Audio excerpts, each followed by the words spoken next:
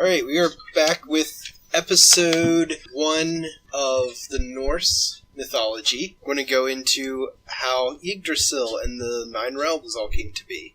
Yes, we're finally starting the Norse, our second pantheon group of gods. So, like we said, we're going to start with the beginning.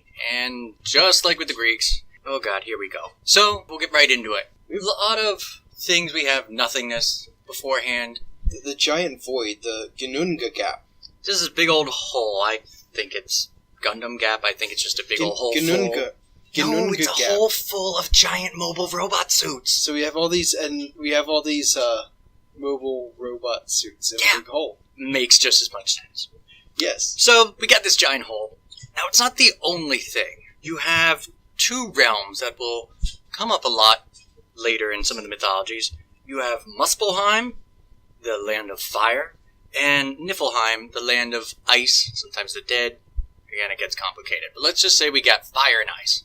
So, just kind of one day, some of the ice spills out into the gap, some of the fire spills out. Now you've got steam. And we all know from science class, when you mix fire and ice, you get a giant. Yeah, he thawed out from a giant block of ice.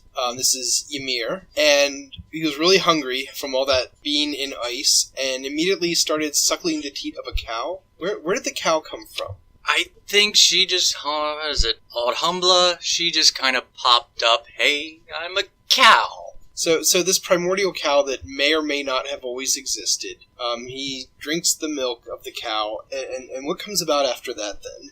Well now, Ymir was fine just sucking on giant mythological cow teat. They were fine.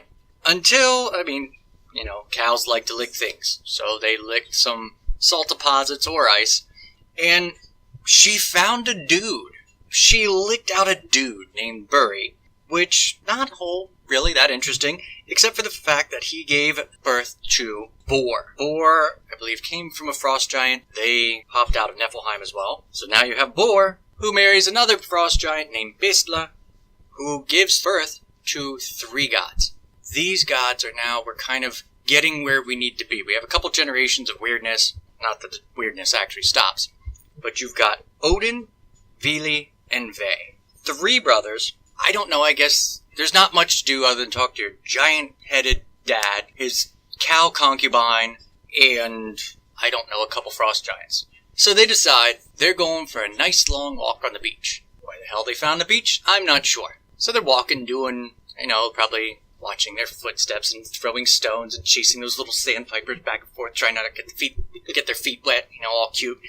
And then they come across 2 logs. Of course, when I see a log, I, usually think of, maybe a coffee table, you could whittle it into something. No, they decide to, let's make humans. Again, maybe they were bored. So they kind of work together. Odin just sees it and goes, I just want to make those things alive. So Odin just gives these fucking tree stumps life. That's all. Now we have 2, sentient tree stumps. That's it. So Ve having a little more, this isn't really cutting it, decides to give them a mind and movement. So now we've got walking tree stumps that can think probably just enough to hate their own existence at this point. So this is sort of the dawn of bipartisan politics? Yeah. So finally Vili's just looking at these tree stumps waddle around the beach and goes, alright, this isn't gonna cut it. Let's give them shape, speech, feelings, the 5 senses. And thank goodness he did and made the first 2 humans, Ask and Embla. But they actually look like humans and can do human things now, which, thank you, Ve, because being tree stumps that really couldn't do anything would have kind of sucked. So, the other thing is, they have these humans. We need a place to put them, right? We just create a world, not just out of nothing. The Norse were big on kind of a secular way of thinking, cycles, that you couldn't just get something from nothing as well. So, they decided, our dad's pretty big. Why don't we kill him, maim him, disembowel him, and make the universe? Plenty of building material there. Apparently. But it gets a little weird here because what they make out of what parts of his body sort of give us an idea of what his body proportions may have been like. Now, though it was held up by 4 dwarves, I don't know why they had to hold it up and they couldn't just, build a scaffolding, but his skull, the dome of his skull, made the sky. So right away, big head. Huge head. Under that, his blood is the water, his flesh is dirt. The land. The mountains, rocks, are his bones, or the rocks are his teeth, his bones are the mountains. So the whole entirety of his body makes up the world under the dome of the sky. So the entire substance of his body couldn't have been much more than his head. So gigantic head, spindly little body. And oddly enough, his eyebrows were then used to build a wall around the whole thing. So his eyebrows had to surround everything, had to have been the biggest thing on it. I just realized a Ymir pop figure would be anatomically correct for him.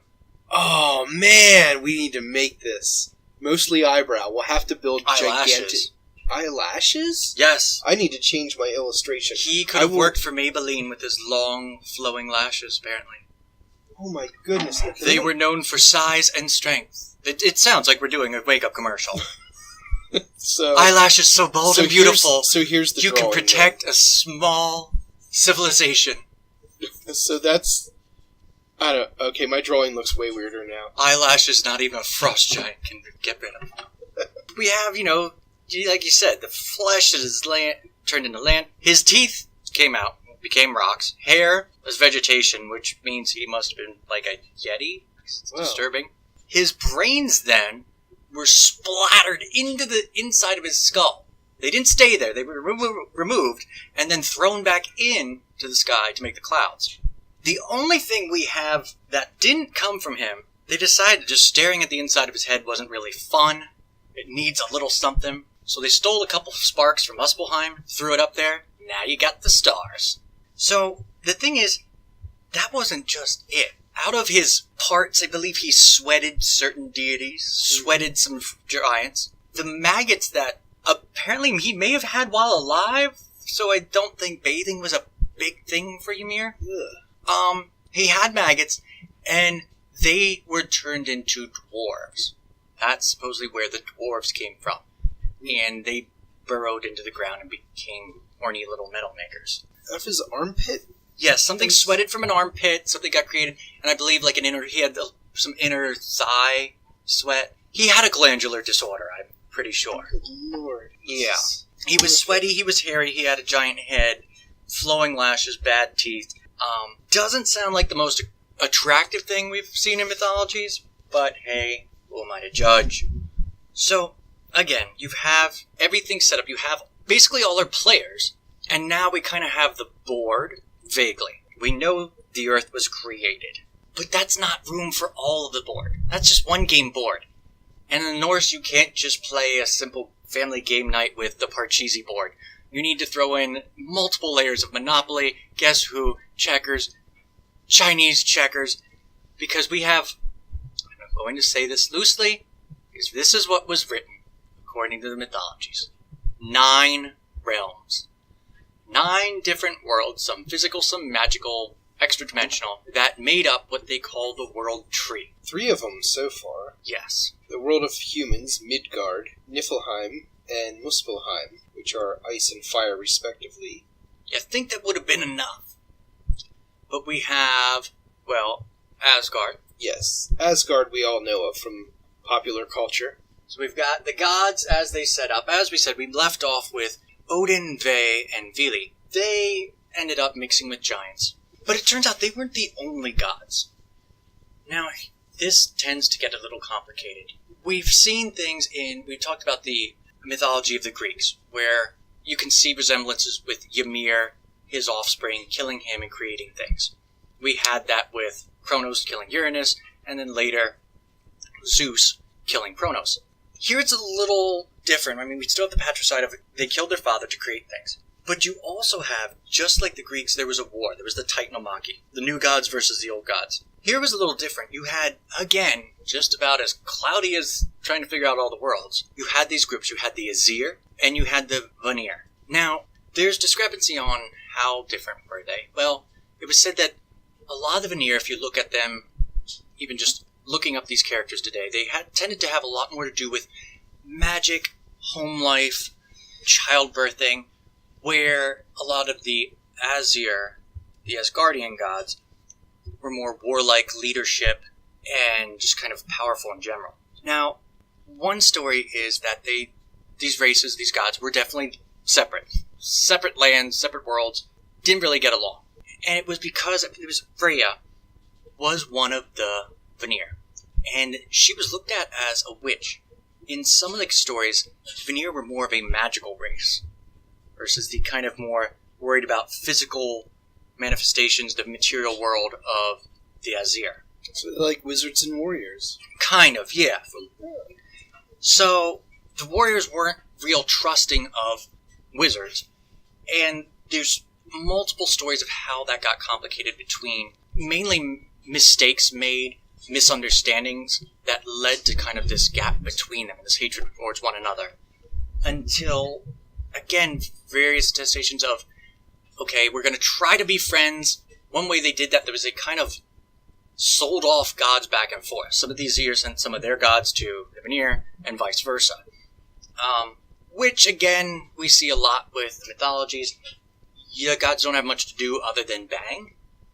So what eventually kind of brought these groups together was that they banged and had children. But the gods where you had Vanir and Asir breeding, you also had frost giants. These things were pretty much hated by the Asgardians. They were their enemy. Until he got horny and decided to take one as a wife or a concubine or mistress, whatever. And that's where a lot of our popular gods that we know of today through Norse mythology come from, this interbreeding, this crossbreeding between, to them, what would have been races or different godly communities. And that kind of sets up some of these gods that we know. It wasn't as, where we had the Greeks, it was kind of more of a linear path. This generation led to this, and a lot of the gods bred with each other. Now, okay, except for Zeus, just banged anything that didn't sit still long enough, or he would force into sitting still long enough to bang it. So you had some heroes like that. But with the Greeks, you just had the race of men and the race of gods. With the Norse, good lord, we have the Vanir, the Asir, the Jotun, which are the frost giants, the high elves or the light elves, the dwarves, sometimes referred to as the dark elves, sometimes completely separate races. Realms of the dead, you had the realm of the fire giants from Muspelheim. So there was a whole lot of extra weird genes to throw in the gene pool. It was just like a heyday of crazy in there. Now, Niflheim is the realm of frost. You have frost giants there? No, they lived in Jotunheim. Okay, but Muspelheim fire realm had fire giants? Yes. So what lived in Niflheim? The dead. The dead. That was, for most stories, the realm of Hell, sometimes Hela. The name Hel has come into modern mythology of the Christian naughty place. Hel was one of Loki's. He was son of some frost giants who was pretty much adopted into the Asgardians. Sometimes for better or for worse. We'll get into more of his legends later. But he did set up with his 3 children. He had Hela, or Hel, who was kind of an interesting depiction of both beauty and death. She was a goddess of death as well as taking care of the dead. It was, you had, most people know of Valhalla. As you died, a valiant warrior, that's where you went every day, and you feasted and you partied and then beat the shit out of each other, murdered each other, and then woke back up and gave each other hugs and did it all over again. If you didn't die such a noble, to them, noble death, you were shipped off into Niflheim. It was cold, slightly dark and dank, and you had some half-dead bitch watching over you all day. I mean, it wasn't like a eternal punishment kind of thing, it just wasn't pleasant. Loki also had Fenrir, again that's a legend we'll be covering, I'd love to cover in the next episode, but you also had his largest child, Jormungand, a giant serpent, giant dragon-like snake thing, that was brought up in one or two legends. I believe Thor had a battle with it while on a boat fishing with some giant. But Odin placed this giant snake around Midgard. It was around the entire Earth. That's how big this sumbitch was. And it was said he's just constantly hungry. He was sometimes even depicted eating his own tail. Ouroboros. Ouroboros. This symbol became very prominent even later in alchemy. This was just a never-ending, as we mentioned, kind of a secular view of the universe. Now, with Yggdrasil, it kind of came, yes, it was home to all of these different races and groups of individuals, but it also was, just like any tree, had its share of woodland creatures. Very odd woodland creatures. Well, there were the deer and the goats that were constantly gnawing on it and devouring it. There's the Nidhogg, which is the serpent of strife, just constantly gnawing at the roots, which is very symbolic there. It's gnawing at the root of life is strife and malice. Then you had the winds being created by an eagle up in the branches, and then you have Ratatoskr, the squirrel, running back and forth between the Nidhogg and the eagle, spreading rumors and lies and carrying insults from one to the other. And this was oddly a green squirrel with a long horn or tusk.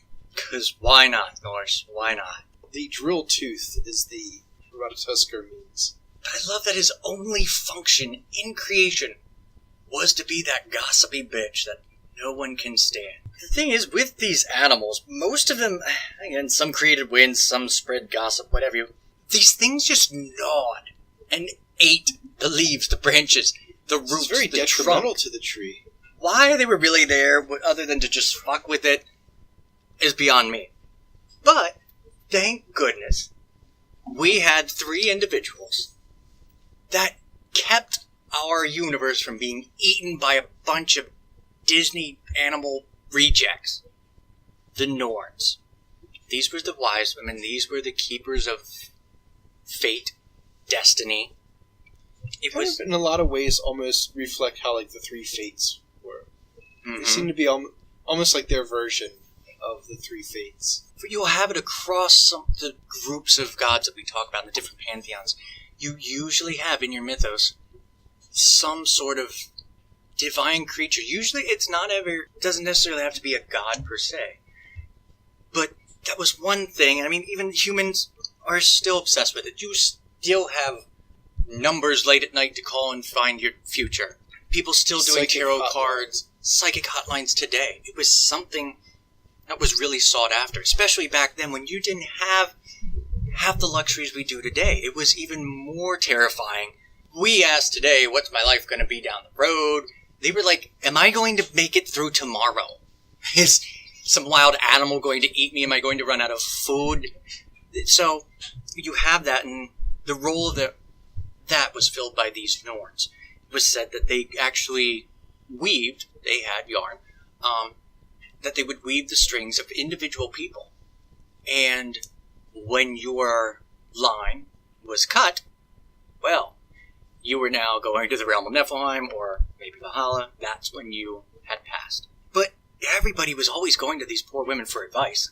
How they found time to, pour water and clean up and prune and swat these damn animals off is beyond me. They had a hell of a work ethic. So, we have looked into this tree numerous times. As I mentioned, it is said to be composed of 9 realms. The Norse didn't even know which friggin' 9 realms it was. You look at 3 different stories, 3 different legends, you all gonna get a different map of this realm. Even Niflheim and Helheim are often interchanged. So there's 2 realms that may even be 1 realm. Sometimes it's called there's Hell or Niflheim or Helheim. It is a very confusing thing to map out, which I'm going to try. Yes, we are going to attempt our first video of us trying to draw. We are going to get a couple attempts and make the best map we can. But if there's anybody, followers of, I believe, Asteru, anybody who... I want to know how... I know people believe in this. This is a belief system currently practiced today. Is this something that is of great importance to your faith? Is it something you have considered, or is it something that's bothered you, or do you have a better explanation than we have found through books and internet? I've even found many, each claiming to be the correct one. Like, here's this one doesn't really seem to have a lot of connection. This one is all connections. It's really hard to tell how they compare to each other with accuracy. There's not a lot of citation as to how they came to that particular design. So we've got the universe set up. We've now got gods. We've got all sorts of different creatures, and we have mankind. And everybody's kind of set up. We're in good shape now. Except, what's civilization without a class system? So we have a popular deity known as Heimdall. We'll discuss him later as the guardian of Bifrost, the Rainbow Bridge, which connects Asgard to Midgard. But I guess before he was busy guarding rainbows, he wandered around. And one day he got bored, got hungry, and I don't know if he took a Viagra and had a boner that lasted like 5 times as long as it should have, because he just decided he's going to go down the countryside, get some free meals, and bang some bitches. So Heimdall decides he's going to find the first house and asks, may I stay? Sounds innocent enough. They go, sure, we'll take you in. Well, they gave him like bread and city water. He wasn't real impressed. Goes to sleep. It's like barely a mattress on the floor. So he's not thrilled. Now, still bangs the wife of the house and leaves next morning. 9 months later, she gives birth to a child, which is now known as the slave class. This child was the first of the slaves, according to Norse. The very lower class, all because they didn't feed, and probably, I'm also assuming the bed wasn't good, the food wasn't good, I'm guessing the sex wasn't good either. So, Heimdall next day goes on his merry little way, finds another house. Hey, I'm gonna try the same thing, see if it works. These humans are hilarious. Thank God they're not logs anymore.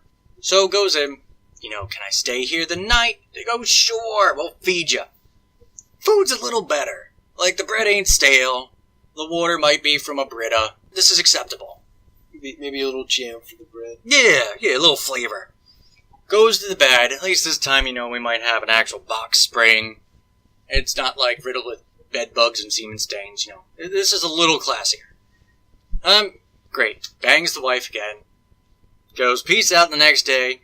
And yes, 9 months later, she gives birth to a child. Now, this one, again, because the food was better, the bed was better, I assume the sex was better, she knew some good moves, whatever, had some fun toys. This was the first of the free men. Basically your middle class. So, he hasn't given up yet. He's still got some energy left. Goes to the next house, thank God the final house. Goes, can I stay here? Well, he walks in, there's like fancy-ass carpets, there's probably a freaking chandelier. He's got filet mignon, he's got wine, he's got it all. Best meal yet. Goes to bed, it's got one of those like Disney princess canopies. It's got button dials, you can switch, a duvet made of live mewling kittens. So this place is a pretty nice crib. I assume bangs the wife. I mean, probably this bitch, a gymnast. Yeah, she's contortionist, gymnast, possibly magician and sorceress. She's got toys that, you've got to plug into a generator to run. He had a hell of a good night. Wakes up next morning, goes, thanks, that was great. P.S., you're pregnant, bye, and leaves. 9 months later, now these people are finally happy. They give birth to the noble race, the nobles of humanity. And the funny part is that's one of the few legends that Heimdall was actually in. Other than guarding the bridge, he walks across the countryside, banging bitches, eating their food, and knocking them up. And creating the social classes. Thanks, Heimdall. Remember this, go back and watch the Thor movies, and just think of all this while you're watching it. This happened. These people did these things. Mm-hmm. Now, one of the things we also wanted to cover was, with creation, you've got to have night and day. You've got to have the sun and moon.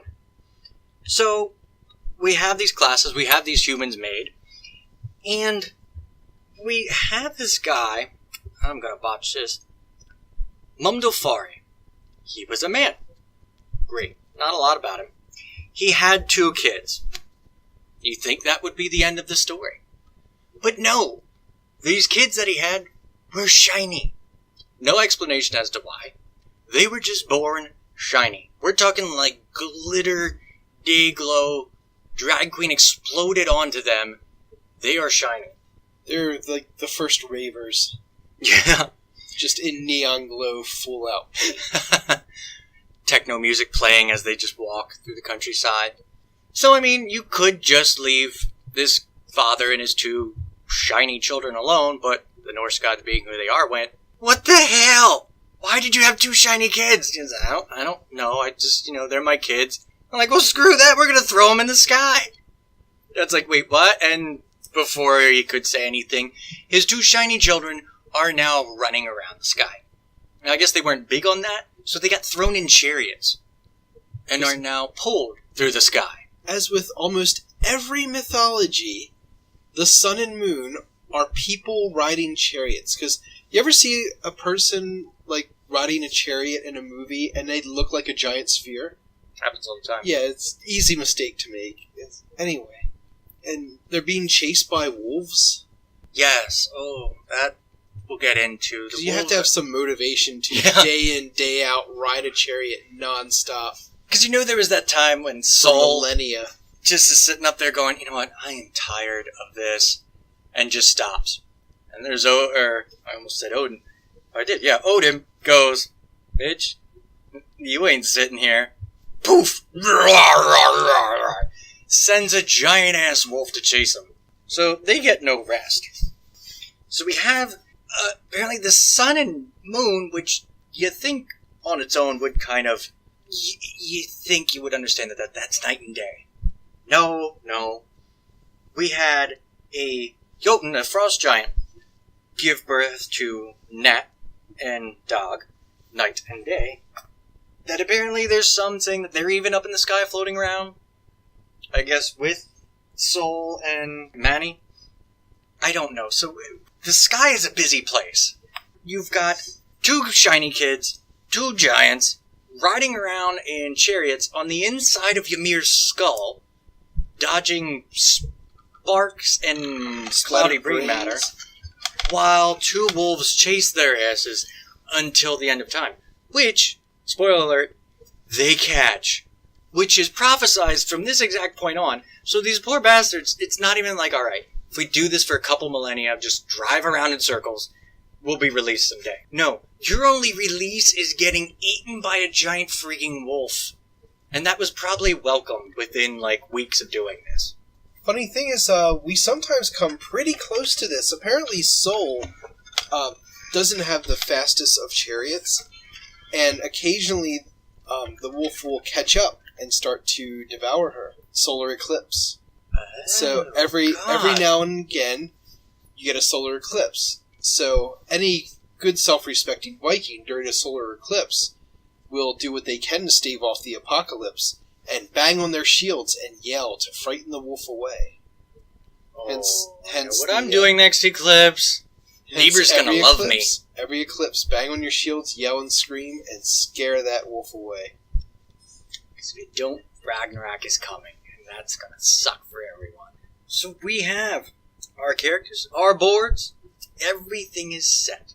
We now have the beginning, the creation myth for Norse mythology. From here, will stem numerous stories. We have our favorite characters of Odin, the now king of the gods. Thor, his son, through a giant, which, again, we all know. We have Loki, a popular figure. Go from a mischief maker to basically making Satan look like a kid. And that creates a lot of problems. We have Asgard is now set up. We have all the gods hanging out there. Now, there is this constant deluge of frost giants, constantly trying to bang on their doors. So, they decide they need a wall. Do they make their own? No. They find some dude who says, I'm going to make this wall for you. No frost giant can get through it, but it's going to cost you. Odin, being father of the gods, and also apparently rather frugal and dickish, decides, alright, yeah, we'll do this. Talks to the gods and goes, hey, but you have to do this. Let's give him a timeline. So we go back to this guy and go, okay, you've got 3 days to do this. The guy goes, no problem. I can do that. Great. If you don't get it done by the 3rd day, we ain't paying your ass. It was fine, no problem, I got this. Well, what Odin failed to mention was that he was going to totally screw with it. How? This is where shit gets weird. So, this guy that's building the walls has a large stallion, a large horse, that is helping him to move, say, the bricks and the stone and the whatever. Odin goes, alright, clearly he really needs this horse. Without the stallion, he ain't going to get this wall done. Should we kill the horse? No. Should we distract it with a pretty light? A shiny light? No. Or even just scare it? No. Hey, Loki, you got any plans tonight? Why, no, loving stepfather. Why do you ask? You're gonna turn into a horse? Alright. A horse with a vagina. Oh. Okay. You're gonna go like Bugs Bunny dressing up like a pretty lady style. You're gonna go over to that giant stallion and you're gonna hit on it. I guess I could. Good, Loki. So, has Loki turned into his giant female horse, goes over to distract this horse, and by distracting the other horse means gives it that winky eye. Friggin' stallion, because apparently Loki can turn into one sexy ass horse. Well, if he can, go all the way. Exactly. And he did. Oh, yeah. Gets this thing, basically they romp off into the woods, and this giant stallion proceeds to bang Loki. And what do you know? The wall didn't get made in time. It did get relatively finished. They didn't pay the poor schmuck. He just had a walk of shame home. I guess horseless now because it was still in the woods banging Loki. But they banged. Loki got pregnant. Loki's transformation was absolute and complete. He doesn't just mess around. He doesn't fake it.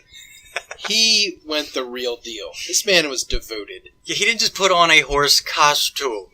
He turned into a horse with the proper reproductive organs. Well, not only a transgender deity, but also a trans-species transgender deity. Yeah. Very progressive of him. So I guess, I don't know if he stayed like that for 9 months. Well, I don't know the gestation period of a horse. He would have to have stayed that. For a while, anyway. For the full gestation. And gave birth to a horse. Now, at least they recognize that a dude and a horse banging probably isn't going to give birth to the most normal of children. This horse came out with 6 legs. But if you have 6 legs, according to Norse mythology, that makes you super fast and you can fly if you're a mutant horse. So, there's Odin. I mean, Loki's pretty much his son. This means this mutant 6-legged horse is pretty much his grandson. So, what do grandpas like to do? Take it for an Easter egg hunt? Take it to the day at the park? Show him how to drive! No, he decides, I need a horse. That one looks fast. I'm gonna ride it. So basically just took his grandson, threw him in a stable, and then goes, you know what, you're my horse, I'm going to ride you into battle. And that would be Odin and Sleipnir, his 6-legged horse / mutant grandchild. Gods have the weirdest families. Yeah, now this is, we thought some of the Greeks were messed up. This is now we've got mutant, half animal, half god. More legged than needed. And now instead of caring for it, you ride it. I mean, I guess you would have had to take good care of it. So, Asgardians, they've got their wall. This is where our wars are over, for the most part. We're not battling other gods. We're not killing off our forefathers to create more things. Everything is kind of in a stable form of conflict. Of course you've got giant animals trying to eat the universe. Of course there's going to be a frost giant that you either murder or bang and then murder, or possibly vice versa for some of these. I don't know. This is where we start into this is a normal day in Norse mythology. And from here will spawn our numerous myths that we will cover next time on Myth Represented. Excellent. See you then.